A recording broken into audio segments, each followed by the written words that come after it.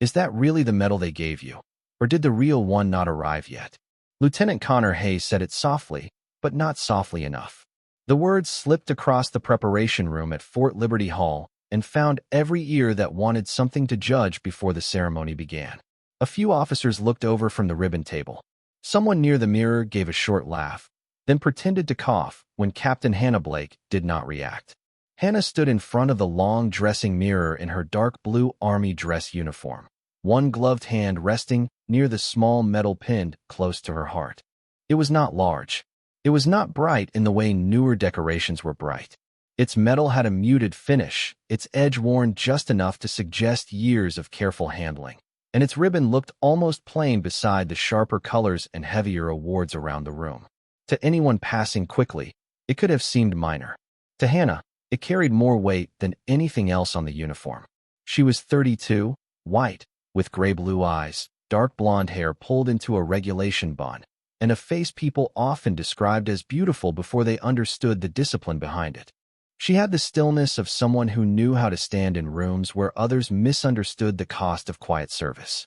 Above her left pocket, just over the line of her ribbons, rested a small silver Guardian Star badge, a polished star held inside a thin shield. It was her private mark, approved but rarely explained, and it caught a narrow stripe of light every time she breathed. Connor stepped closer, adjusting his own dress uniform with the confidence of a man who trusted appearances because appearances had always made sense to him. He was 30, white, sharp-featured, and precise, the kind of officer who read citations, counted campaign stars, and believed honor should look official before it was believed. His eyes returned to Hannah's medal. "I am just saying," he added, raising his hand slightly as if fairness required the insult to continue. "This ceremony is supposed to recognize major service. That thing looks like an attendance pin." The room tightened. A junior officer lowered his gaze to the seating chart. A sergeant stopped sorting name cards. Hannah did not look away from the mirror. She touched the medal once with the tip of her glove, not to straighten it, because it was already straight, but because the movement steadied something behind her eyes. "Some things are small," she said, her voice calm, "because there was no time to make them grand." Connor gave a thin smile. Then maybe the story should be bigger. Hannah finally turned from the mirror and looked toward the empty stage beyond the open double doors. Fort Liberty Hall had been prepared for the afternoon ceremony with white chairs, folded programs, flags, framed photographs, and a large blank screen behind the podium. The screen was dark for now. Waiting. Hannah looked at it for one quiet second before answering. "It is." The answer landed without force, and somehow that made it harder to ignore. Connor's smile faded by a fraction. He glanced toward the medal again, then toward the blank screen, as if trying to decide whether she was being humble or warning him. Hannah did not help him choose. She simply lowered her hand, squared her shoulders, and stepped back into line while the small medal rested over her heart, like a closed door the whole room had mistaken for decoration. Hannah Blake had learned early that recognition was often louder for people who needed it less. The men and women who kept things moving in the worst hours rarely had time to describe what they had done. They checked names, opened gates, guided families, moved supplies, steadied voices, and kept counting until the last person was accounted for. Later, when the reports were written, their work became lines on a page, clean enough for command briefings and too thin to carry the sound of 100 people breathing easier because someone had not forgotten them. Hannah stood in the preparation room at Fort Liberty Hall and let the noise of ceremony gather around her. Officers adjusted jackets. Senior non-commissioned officers checked seating lists. Volunteers carried framed photographs toward the main hall. The large screen behind the podium remained dark, reflecting only the rows of white chairs and the flags standing at the front of the room. Her small medal rested against her uniform with quiet weight. It had been issued after Operation Safe Harbor, though the public version of that operation never mentioned enough. The citation spoke of coordination, leadership, and service under difficult conditions. It was accurate. It was also incomplete. Accuracy could still fail when it was too careful. Above the medal, the silver Guardian Star badge caught the light again, the polished star held inside a thin shield. Hannah wore it because the rescue teams had given it to her after the operation closed. Not officially at first. Not on a stage. They had passed it to her in a quiet hallway after the last transport arrived, and the final list was checked. Someone had said she had guarded more than a route. She had guarded the order that let scared people believe there would be room for them too. She had never repeated that sentence to anyone. Some honors grew weaker when spoken too often. Lieutenant Connor Hayes watched her from near the ribbon table while pretending to review the ceremony program. He had heard her answer. It is. The story should be bigger, and she had said it was. The certainty in her voice bothered him. He was not cruel by nature. He was orderly. There was a difference, though the difference could become thin when pride stood too close to procedure. Connor believed a uniform should tell a clear story. Large medals meant large actions. Detailed citations meant verified importance. Public recognition meant command had measured the value and found it worth displaying. A small medal on a quiet officer did not fit the scale he trusted. Hannah could feel him looking. She did not turn. Instead, she watched a young corporal place reserved cards on the front row seats. Several were marked for survivor families. The sight made her hand almost rise to the medal again, but she stopped it halfway and lowered it to her side. Captain Blake, one of the event staff, called from the doorway. General Whitaker's aide is asking whether the final survivor file has been loaded. Hannah looked toward the blank screen. For the first time that morning, her expression changed by the smallest degree. Not fear. Not pride. Recognition. It should be ready, she said. Connor looked up sharply. Survivor file? The staffer nodded without looking at him. For the main presentation. Connor glanced toward Hannah's medal, then toward the dark screen. Something in the room shifted before anyone else understood why. Hannah stepped toward the hall with calm, measured movement, the small medal still resting near her heart. It did not shine more brightly. It did not grow larger. It simply waited, as it had waited for years, for the names behind it to be seen. Connor Hayes followed Hannah Blake into Fort Liberty Hall with the ceremony program still open in his hand, though he was no longer reading it. The phrase survivor file had stayed with him. It had changed the weight of the room before the ceremony even began. In the main hall, rows of white chairs faced the stage, each line set with the precision expected at a formal military event. Flags stood behind the podium. Framed photographs from Operation Safe Harbor had been placed along the side walls. Transport teams, medical staff, supply crews, volunteers, service members, and families gathered in official images where exhaustion had been softened by distance and time. The photographs looked orderly now. Hannah knew they had not felt orderly then. She walked past them without slowing, but her eyes touched each image like a quiet count. Connor noticed that too. He noticed the way several event staff nodded to her with a kind of respect that did not come from rank alone. He noticed the reserved seats marked for survivor families. He noticed the blank screen behind the podium, larger than he had realized from the preparation room, wide enough to dominate the entire front wall once it came alive. Still, pride searched for a safer explanation. Maybe Hannah had coordinated paperwork. Maybe she had been assigned to a support desk. Maybe the ceremony needed a face for the operation, and she had become convenient. Those explanations made his earlier comment less ugly, so part of him reached for them. Hannah stopped near the side aisle where a staff sergeant was checking the final guest list. How many confirmed attending? She asked. 124 in person, ma'am, the staff sergeant said. More watching from the overflow room. The full file is loaded for General Whitaker. Hannah nodded. Make sure the list runs slowly enough for families to read the names. Yes, ma'am. Connor looked at her. You are managing the survivor display? Hannah turned slightly. I helped build it. For the ceremony? For the record? The answer was simple, and like most of her answers, it left no extra room for argument. Connor lowered the program. I did not realize your role was administrative. Hannah looked at him then, not offended, not surprised, only measuring the smallness of the assumption. Administrative work is what people call it after the people are safe. The staff sergeant went still for a second, then looked down at the guest list to hide his reaction. Connor felt heat rise under his collar. He had not meant the word as an insult. Or maybe he had, just neatly dressed enough to pass as observation. Before he could answer, the double doors at the rear opened, and the first survivor families began to enter. An elderly couple walked in slowly, holding a program between them. Behind them came a young mother with 2 children in dress clothes, then a man using a cane, then a group of medical volunteers who paused when they saw Hannah near the aisle. One by one, recognition moved across their faces. Not celebrity recognition. Not surprise. Something quieter. Relief remembered. A woman in a navy blue dress stopped in front of Hannah and touched her own hand to her heart. Hannah returned the gesture with a small nod. No words passed between them. None were needed. Connor saw it, and the program in his hands suddenly felt thin. He looked again at the small medal on Hannah's uniform. It had not changed, but the room around it had begun to explain itself. The story was bigger. He had asked for it to be bigger, and now it was walking through the doors, taking seats, and carrying memories no citation could fully hold. The hall filled slowly, not with noise, but with presence. Families moved into their assigned rows, some holding programs, some holding hands, some pausing before the framed photographs along the walls as if the images had opened a door they were not sure they were ready to walk through. Hannah Blake remained near the side aisle, giving quiet instructions to staff, adjusting nothing for show, correcting only what would help the ceremony move with dignity. The small medal stayed close to her heart.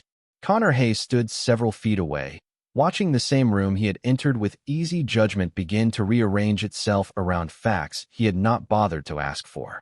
A little boy in a navy blazer pointed at one of the photographs and whispered to his mother. An older man removed his glasses and wiped them slowly. Two medical volunteers embraced near the front row, careful not to disturb the silence. None of it looked like the kind of heroism Connor had been taught to recognize on first sight. There were no oversized symbols, no dramatic display, no single image large enough to explain everything. There were only people. That made it harder. General Robert Whitaker entered through the rear doors at precisely 1300. The entire hall rose. He was tall, white-haired, and formal in a way that made the room sharpen around him. But his eyes moved first to the survivor families, then to the screen, then to Hannah. When he saw the small medal on her uniform, he stopped for half a breath. It was not hesitation. It was recognition. Hannah came to attention. "General." Whitaker gave her a measured nod. "Captain Blake." His gaze remained on the medal for 1 second longer than protocol required. Connor noticed. So did several officers near the podium. The general turned slightly toward his aide. "Is the file ready?" "Yes, sir." "Full list." "Full confirmed list, sir." Whitaker looked back at Hannah. "Captain, did they ever show this room who stood behind that medal?" The question moved through the hall before anyone had time to understand it. Connor felt his stomach tighten. Hannah did not look at him. She looked at the dark screen behind the podium. "Not in full, sir." Whitaker's face settled into something colder than anger and heavier than ceremony. "Then we will correct that." He stepped to the podium, but he did not begin with the printed remarks. He placed both hands on the sides of the lectern and looked across the room. "Before we speak of honors," he said, "we will speak of people. Because an honor without the people behind it becomes metal without memory." The aide dimmed the hall lights. The large screen came alive, first with the seal of Operation Safe Harbor, then with a plain heading, "Confirmed Survivors." For a moment, only a few names appeared. Then the list began to move.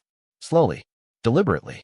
Names of families, names of medical staff, names of aircrew, names of volunteers, names of service members, names of children who had been carried on manifests, checked into safe housing, and accounted for in Hannah's careful system when confusion could have swallowed them into statistics.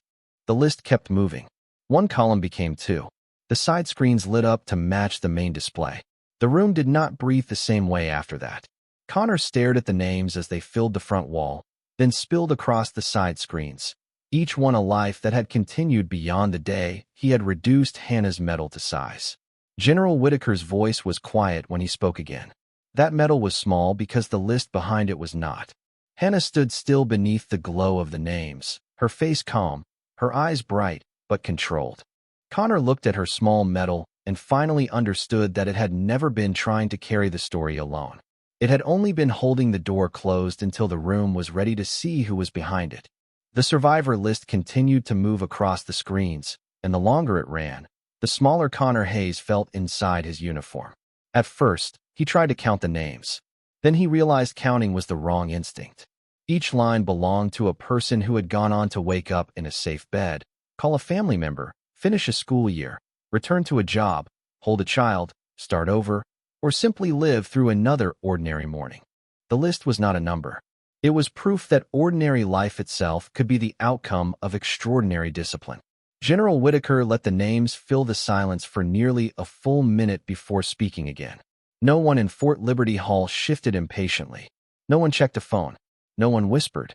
The screens had taken command of the room more completely than any order could have. Hannah Blake stood near the side aisle, the glow of the names touching the edge of her face and the small medal over her heart. She did not look proud. Pride would have been too simple. She looked as if she were standing with the memory of every checkpoint, every roster, every delayed transport, every frightened question answered calmly, because panic could not be allowed to become the loudest thing in the room. Whitaker turned toward the audience. Operation Safe Harbor is often described as a logistic success, he said. That description is true. It is also too small. Connor lowered his eyes for a second, because the word small had become a mirror. The general continued. Captain Blake did not command the largest unit in that operation. She did not seek the largest citation. She did not ask for the largest ceremony. What she did was keep the line moving when confusion threatened to break it. She tracked families by name.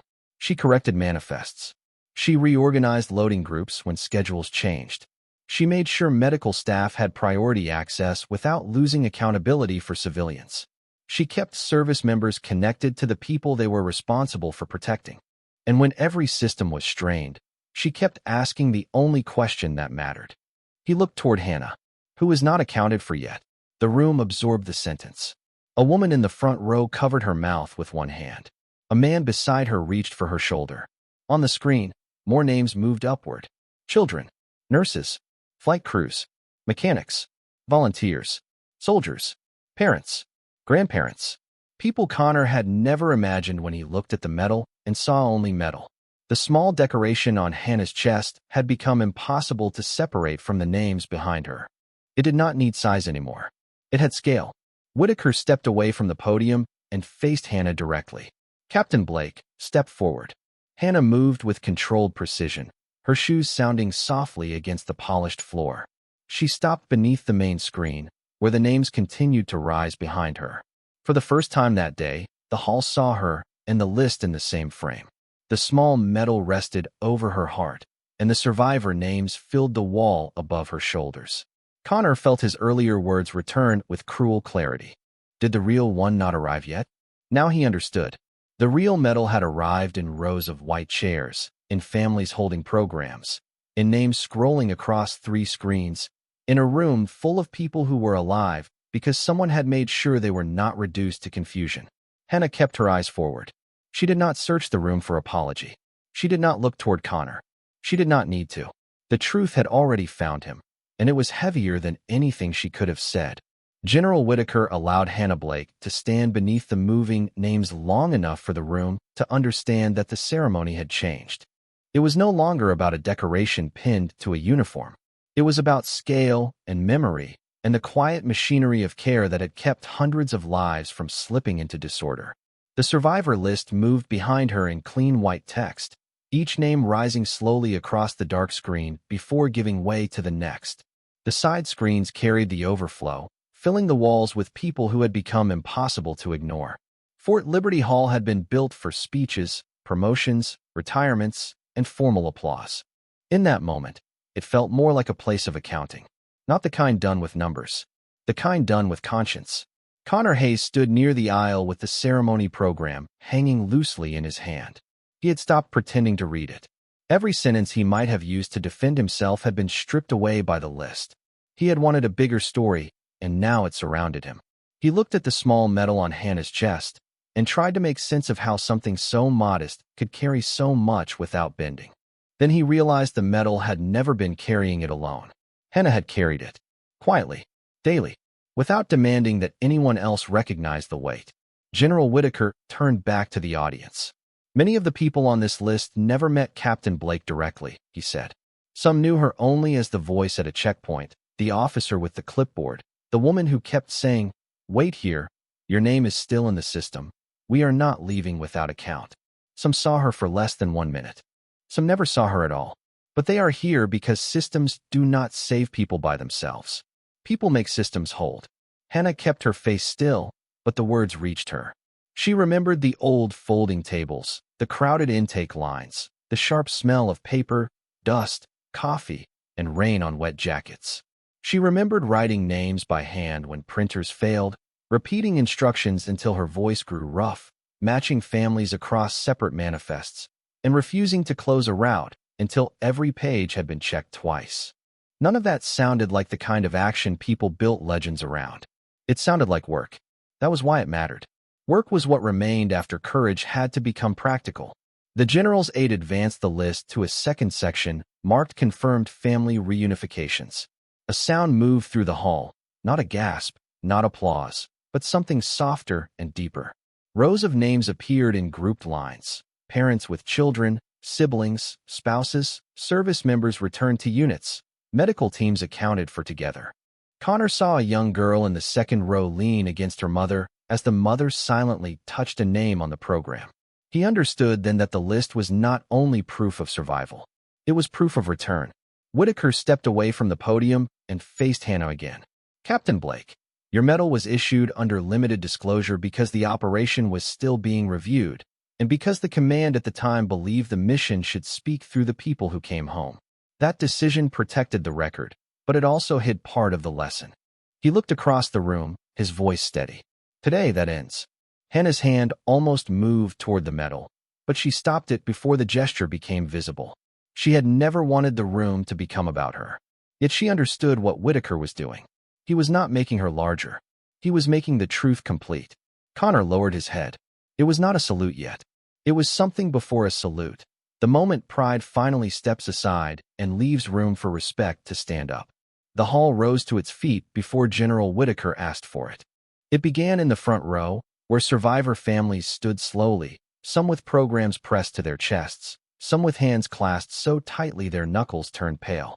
Then the medical volunteers stood. Then the service members. Then the officers along the side walls. The sound of chairs moving across the polished floor was quiet, uneven, and more powerful than applause would have been. Hannah Blake remained beneath the screens, still as the names continued to move behind her. For a moment, she looked almost outnumbered by the truth she had carried. The small medal on her uniform caught the light, then the silver Guardian Star badge above it, both shining briefly before returning to their quiet place over her heart. Connor Hayes stood last, not because he resisted, but because the weight of standing correctly had changed. A salute given too quickly could become another performance. He needed 1 second to understand that respect was not a gesture used to escape guilt. It was a promise about how he would see from that moment forward. When he finally came to attention, the movement was sharp, but his face was not. His face was honest. General Whitaker turned slightly toward the audience. "Captain Blake," he said, "this room is not standing for the size of your medal. It is standing for the lives behind it." Hannah's eyes moved across the room. She saw the woman who had touched her heart earlier. She saw the young mother with 2 children. She saw the volunteers she had once counted by hand when the system lagged behind reality. She saw people who had become older, steadier, changed by years she had helped make possible. The sight almost reached past her discipline. Almost. She drew one controlled breath and held the line. Whitaker looked to the aide, and the list advanced to its final section, confirmed safe departures. The names filled the main screen again, then the side screens, then the glow reflected across the framed photographs and the glass over the display tables until it seemed the entire room had become part of the record. Connor watched the light move over Hannah's face and understood the cruelty of his earlier joke in a way apology alone could not repair. He had looked at a small medal and assumed a small story. He had measured honor by surface area, by shine, by whether the decoration announced itself loudly enough to impress him. Now the names behind her stretched farther than his pride could reach. When the final name paused on the screen, the hall remained standing. General Whitaker stepped away from the podium and saluted Hannah first. Every uniformed person in the room followed. Connor's salute came with the rest, but it felt separate inside him, aimed not at rank or ceremony, but at the quiet fact that she had kept asking who was missing until the answer was no one. Hannah returned the salute with perfect control. She did not smile. She did not look victorious. Victory was the wrong word for a moment built from other people's survival. When the salute ended, Connor lowered his hand and looked at the small medal one more time. It had not grown. It had not changed shape. It had simply become impossible to underestimate. The ceremony continued after the salute, but it no longer belonged to the schedule alone. It belonged to the names still glowing on the screens, to the families sitting straighter in their chairs, to the officers who had learned that morning how easily honor could be misread when it arrived without noise. Hannah Blake stepped down from the front of the hall with the same quiet control she had carried into the preparation room. The survivor list remained behind her, paused on the final section, filling the walls with proof that no medal, no matter how large, could have carried by itself. Connor Hayes waited near the side aisle until the formal remarks ended and the room began to loosen into smaller conversations. He watched people approach Hannah one by one. An older man thanked her without explaining why. A medical volunteer pressed both hands around hers for a second, then stepped away before emotion took over. A young mother guided her children past the display and whispered something that made both children look up at Hannah with wide, serious eyes. Hannah accepted each moment without trying to own it. She nodded. She listened. She remembered names when she could. She let silence do the work when words were too small. Connor stood outside that circle for several minutes, not because he was afraid to apologize, but because he understood now that apology should not interrupt what respect was already doing. When the crowd thinned, he stepped forward and removed his cap. "Captain Blake," he said. Hannah turned toward him. "Lieutenant." The single word gave him no shelter and no cruelty. It was only accurate. Connor looked at the medal, then at the screens, then back at her face. "I measured it wrong." His voice was steady, but there was no pride left in it. "I measured the medal, not the weight." Hannah did not answer immediately. Her gray-blue eyes moved to the survivor list, where the last names still rested in clean white rows. "Most people do," she said, "until they see who it carried." Connor nodded once, absorbing the correction. "I thought I was protecting the meaning of the ceremony." "You were protecting the version of meaning you recognized." The words were quiet, but they landed with precision. Connor accepted them without flinching. Across the hall, General Whitaker spoke with survivor families near the podium, but his eyes briefly found Hannah and Connor before moving away. He did not need to interfere. The harder lesson was already happening without command voice or formal reprimand. Connor looked toward the front row. "When I said the story should be bigger, I did not understand what I was asking for." Hannah's expression softened by less than a smile. Big stories are not always loud. Sometimes they are just long. The screens behind her proved it. Rows and rows of names. Too many for a ribbon to explain. Too many for one citation to hold. Too many for a careless joke to survive. Connor placed his cap against his chest. "I am sorry." Hannah watched him for a moment. She did not make the apology easy by dismissing it. She did not make it cruel by extending the silence. "Then remember it correctly," she said. "That is the part that matters now." Connor lowered his eyes. "Yes, ma'am." Hannah turned back toward the hall, where families were still reading the names. The small medal rested near her heart, unchanged, modest, almost plain under the lights. But Connor no longer saw something small. He saw a door, and behind it, a room full of people who had made it home. By late afternoon, Fort Liberty Hall had emptied into a quieter kind of reverence. The white chairs stood in careful rows again, but the room no longer felt like a place prepared for ceremony. It felt like a place that had been corrected. The survivor list remained on the main screen, no longer moving, its final names held in bright white text against the dark background. On the side screens, the earlier sections had been frozen for families who wanted more time to read, remember, and point to the proof that someone they loved had not disappeared into a statistic.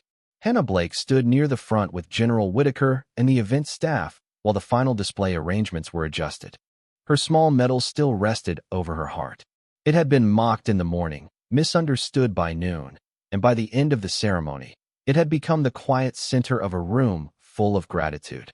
Yet Hannah's posture did not change. She did not stand taller because others had finally seen the truth. She had always known what it carried. Recognition had not made the medal heavier. It had only made the room strong enough to notice. General Whitaker looked at the screen, then at the Silver Guardian Star badge above Hannah's ribbons. "This list will remain in the permanent archive," he said, "and every future safe harbor briefing will include the full survivor record." Hannah nodded. "That is where the honor belongs, sir." Whitaker studied her for a moment, then gave the faintest smile. "You still refuse to let the room make it about you." "It was never just about me." "No," he said, "but it passed through you." Across the hall, Connor Hayes stood near the aisle with his cap held against his side, watching two young officers read the survivor list in silence. He could hear his own voice from that morning as clearly as if it had been recorded. Did the real one not arrive yet? The shame of it remained, but it had changed shape. It was no longer something he wanted to escape. It had become something he intended to use.